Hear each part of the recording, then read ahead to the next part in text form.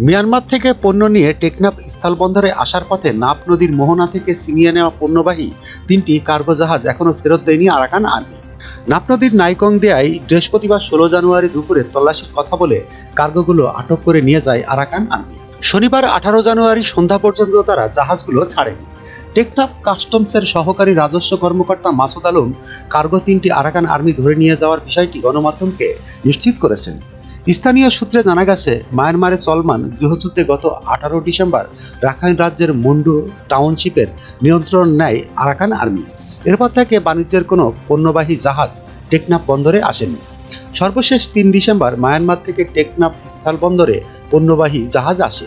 আটকে রাখা 3টি কার্গোতে আচার, শুটকি, সুপারি সহ 30,000-এর বেশি পণ্যের বস্তা রয়েছে।